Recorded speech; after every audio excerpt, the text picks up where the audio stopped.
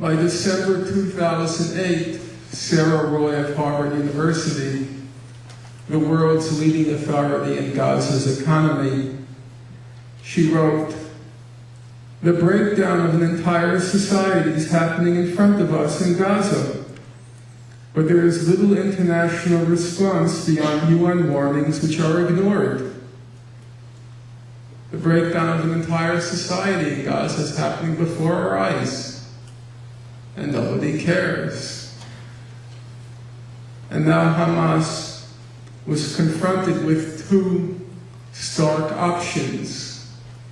One, to allow the Palestinians to gradually acquiesce in their incremental starvation, or to fight and resist. Hamas chose the second option, although its resistance was largely symbolic. The former Israeli commander in Gaza, a fellow by the name of Shmuel Zakai, he said, speaking to the Israelis, he said, "You cannot just land blows, leave the Palestinians in Gaza in economic distress, and expect the Hamas will just sit around and do nothing." During the invasion, Hamas leader Khaled Mishal, he wrote, "Our modest homemade rockets, they are our cry of protest to the world." And in fact, what were those rocket attacks, if not a message being transmitted to an indifferent world? SOS, we're dying. SOS, we're dying. It's easy enough to condemn the Hamas rocket attacks, and all the human rights organizations did so. But still, it seems to me, in condemning them, you still have an obligation to say, what should they have done? What was their other option?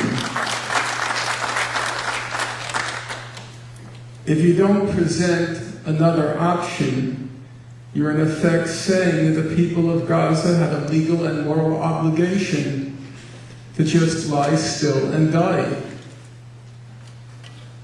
Israel decided, however, to expedite the process, and December 27th, it invaded Gaza and stayed there for 22 days. Now, what happened in Gaza during those 22 days? Nowadays, when you read references to those 22 days, they typically refer to the Gaza War, the war in Gaza. Even reputable human rights organizations like Human Rights Watch, in their recent report, they referred in the title to the Gaza War. And the Israelis were also emphatic that they had fought a war in Gaza. In fact, they said if there was death and destruction in Gaza, it was because Israel had to fight an asymmetrical war against the Hamas terrorists. They said everybody knows in war there's lots of confusion. You have to make split-second decisions. And if inevitably, if regrettably, innocents get killed and civilian targets get hit, that's inevitable. It's war. It's what's called the fog of war. But was there a war in Gaza? After the 22 days, the Israelis were very pleased with themselves. They went around boasting, now we've shown the Arabs who's who and what's what. We put the uppity natives in line. Because Israel was very upset after the July-August 2000 war in Lebanon, when it suffered a major military defeat at the hands of the party of God, the Hezbollah. And the Sheikh Nasrallah, the head of the party of God, he went around saying to Israel, taunting Israel, "We're not afraid of you anymore. The Arabs are not afraid of you anymore. Go ahead, attack again. If you attack again, we'll defeat you again."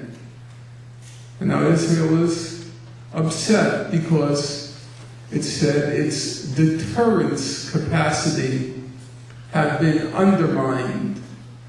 Whenever you hear these polysyllabic phrases coined by political science professors like deterrence capacity, it's supposed to convey the notion that they know something that you don't know, which in fact is very rarely the case, and it's usually the reverse. Deterrence capacity, all it means is the Arab world's fear of Israel.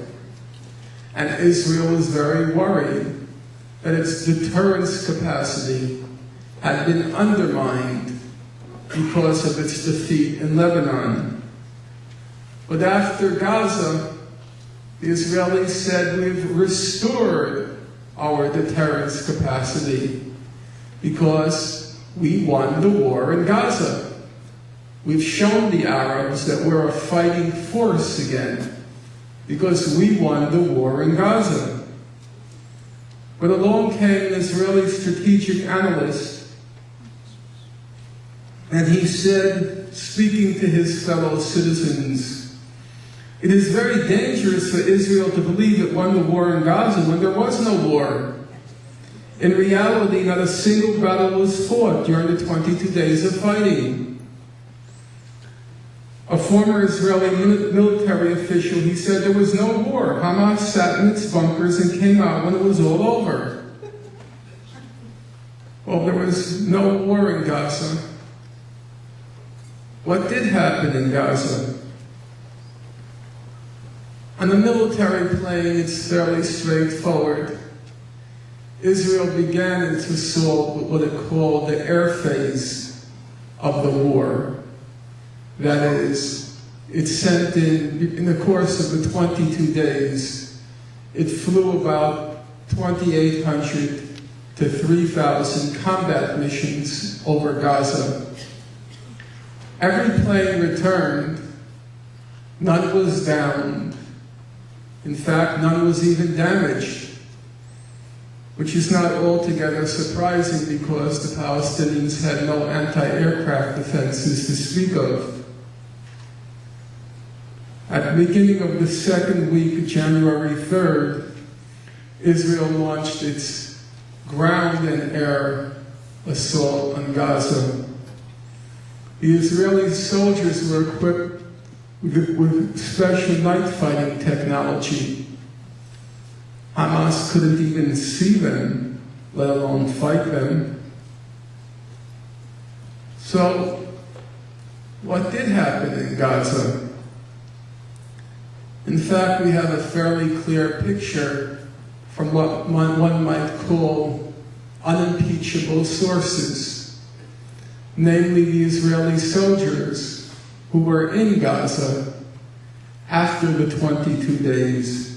They gave public testimony to what they experienced. And here's what they had to say. "Soldier, there was nothing there, ghost towns, except for some livestock, nothing moved. Soldier, most of the time it was boring. There were really not too many events. Soldier, I did not see one single Arab the whole time we were there, the whole week. Soldier, everyone was disappointed about not engaging anyone. Soldier, usually we do not see a living soul, except for our soldiers, of course, not a soul. Soldier, go ahead, ask the other soldiers how often they encountered combatants in Gaza. Nothing, no one. Soldier, there was supposed to be a tiny resistance force upon entry, but there just wasn't anyone. There were no battles in Gaza. There was no fighting in Gaza. There was no enemy in the field in Gaza, at any rate, no visible enemy. There was no tangling with the foe.